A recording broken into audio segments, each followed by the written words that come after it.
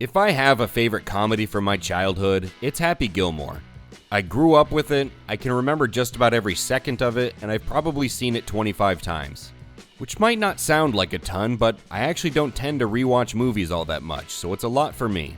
As a young fan of hockey, Adam Sandler, and physical comedy, Happy Gilmore teed off and landed right in that sweet spot for me. But after seeing some lackluster sequels to great comedies in my day, like those to Zoolander and Anchorman, I was dubious that they'd be able to pull off a decent sequel to this classic nearly 30 years later. However, I'm happy to report that for me, this sequel managed to shoot a little under par, which, in the rules of golf, is a good thing, if you didn't know. It's not quite on the level of the original, but few sequels ever are. While Happy Gilmore 2 comes with a scorecard full of callbacks to the '96 film, none of it feels like a boring retread, just mechanically rehashing old jokes. It even manages to bring a few new irons and wedges of its own onto the course. And while it's certainly not the focal point, this new movie even has some genuine heart undergirding all the goofiness on top of it. Now, Happy Gilmore 2 ventures a little too far into the ridiculous at times. Its story is about as deep as you'd expect, and it'll probably face some criticism for its overabundance of cameos. And it also runs a little too long. But above all of that, it's entertaining from the first hole to the 18th, and that's what really matters in a comedy. And we'll talk more about what makes Happy Gilmore 2 a solid sequel after we get in a quick recap of the story. So I'm pulling out the spoiler wedge. Be warned. Beginning with an opening montage catching up with Happy after all these years, we see that he married Virginia Vennet, dominated the golf scene, had 4 boys all born with his trademark personality, and a daughter with a bright future ahead of her that he dotes on. But when Happy has a tee shot go rogue that kills his beloved Virginia, his life falls to shambles. Now a single father, he quits golf and picks up the bottle. It's at this low point when Happy finds himself unable to pay to send his daughter to a premier dancing school in Paris. With restored purpose, he puts down the bottle and gets to work to make his triumphant return to golf. It's a bumpy road, but his training pays off and he finds himself back on the tour. After summoning a new happy place more appropriate for his age, Happy finishes 6th in his first tournament. But when his drinking resurfaces, he's fined for all of his tournament winnings and is back at square one. While all of this is going on, a new version of professional golf is being developed by the owner of an energy drink brand that threatens to upend the traditional game. Replete with shot clocks, fireworks, dune buggies, and surgically enhanced golfers who can drive the ball 500 yards, Maxi Golf puts out a challenge to the PGA for a 5-on-5 tournament, with the heart of the sport on the line. Happy, along with 4 other premier, real-world golfers, are tapped to face off against these fairway freaks in a hectic 7-hole course.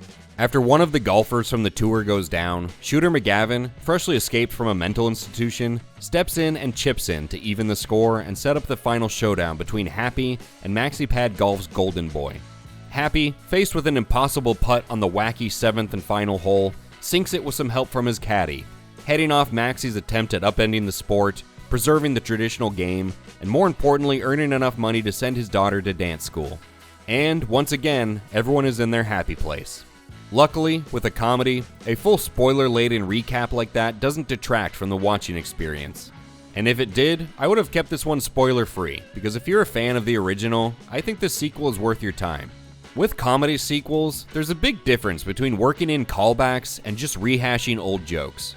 One is a good way to evoke nostalgia and make something new feel familiar. The other is lazy and a sure sign that the well of creativity ran dry.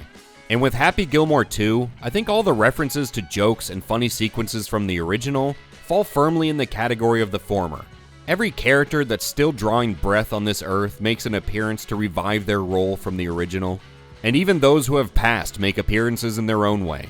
Almost all of the old jokes are revisited, and enough of them are given a new enough spin to avoid falling into that pitfall of lazy rehashes. The physical comedy that Happy Gilmore nailed is back and still carries some impact. The heartfelt family moments carry more weight than you would probably expect. Some of those nostalgic musical hits return. And for the most part, the new director was able to capture the tone of the original while adding some of their own flavor to the comedy. Now, not everything works in this sequel. Some jokes and sequences fall flat, a handful of scenes drag on, and more than a few cameos just don't work. But we'll talk about those cameos in a second. As I said before, this sequel bounds into the ridiculous a few times in ways that the original really didn't. And not that you'd expect much from a villain in a comedy, but the villain in this one is just whatever. He only exists as a catalyst for conflict and a comedic foil for the good guys. And I think the movie is a little longer than it needs to be. They certainly could have cut down some sequences like Happy's first round on the practice course before he makes it back to the tour, or the AA meetings he attends. This movie is a dense 2 hours, and brevity is the soul of wit. So while I have no complaints with the entertainment factor, cutting down some sequences might have punched it up a bit. And then we have the cameos. Oh dear God, the cameos. My recap didn't mention any of them, so hopefully I can do them justice here. This movie is packed with cameos. From celebrities to real-world pro golfers, it's an inescapable aspect of this movie, something that they clearly wanted to lean into. I mean, the entire back nine of this movie rides those cameos the whole way. Luckily, I think the lion's share of the cameos are actually great. John Daly is a fun insertion in Happy's life, every member of the Happy Madison crew is present and accounted for, the real-world sportscasters were a nice touch, and even Bad Bunny, a cameo I would not have expected to like, actually did pretty damn well as Happy's new caddy. On the other end of the cameo spectrum, there were some real high-profile flops.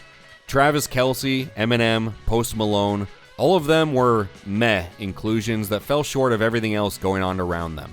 And I had high hopes when Ben Stiller, making his glorious return as the abusive, ornery Hal, walked in as Happy's AA counselor. Maybe my hopes were too high, but Stiller's return here fell pretty flat for me. But if you're a fan of pro golf, almost every big name from the PGA makes an appearance here. And surprisingly, although some of them are about as stiff on set as you'd expect, more than a handful actually had great cameos. You had Xander Schauffele, Ricky Fowler, Justin Thomas, Colin Morikawa, Tony Finau, Will Zalatoris to name just a few. Legends like Jack Nicklaus, Fred Couples, and Nick Faldo, and Lee Trevino, who makes his second Happy Gilmore appearance. And massive names in the golf world right now like Scottie Scheffler, Rory McIlroy, Brooks Koepka, and Bryson DeChambeau end up being integral parts of the latter half of the story. It's hard to know what you're going to get when putting untrained people onto film, but I think they and the creators did really well with their parts in the movie. Now, not everyone is going to like the extremely heavy reliance on cameos in this movie, but I think the majority of it worked and worked well. For his part, Adam Sandler did well in reviving the long-dormant character, bringing enough of his old ways to the proceedings while also adapting the character for his age and the new circumstances that frame his life.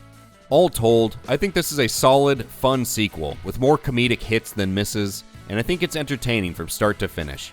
It hits most of the nostalgic moments you want to revisit and sprinkles in just enough good, new aspects to keep from feeling like a retread. Reception to Happy Gilmore 2 hasn't been as positive, however, and as of this writing, it's sitting at a 70% with viewers on Rotten Tomatoes and a 5.3 on Metacritic. If, somehow, you didn't like the original, then this movie on its own very likely isn't for you. But if, like me, you loved Happy Gilmore, then I think Happy Gilmore 2 is worth your time and it earns my recommendation. So for my tastes, I'm giving Happy Gilmore 2 a great watch label. We got the opportunity to watch this movie 3 months ago, back in April. I had some notes for them then, and I still have some notes for them now. But I also enjoyed it then, and I enjoy it now. And if you're wondering, compared to the cut we saw, we picked up on a couple new joke scenes, they expanded John Daly and Steve Buscemi's scene, and they added in the post-credits scene. And I also thought the movie flowed a little better this time around. So while it's hard to compare a film shot for shot 3 months apart by memory, it wouldn't surprise me if they streamlined some of the middle portion of the movie. But the bottom line is I enjoyed it, and 30 years later, Happy Gilmore is back, and he's still in his happy place. Did you check out Happy Gilmore 2? Are you naturally inclined toward concern like I am when it comes to making sequels to great comedies? Let me know in the comments below. And remember to like the video if you liked it, and subscribe to HateWatchers for reviews of other current shows and movies. Thank you for eating pieces of shit for breakfast with me today, and I'll catch you on the next one.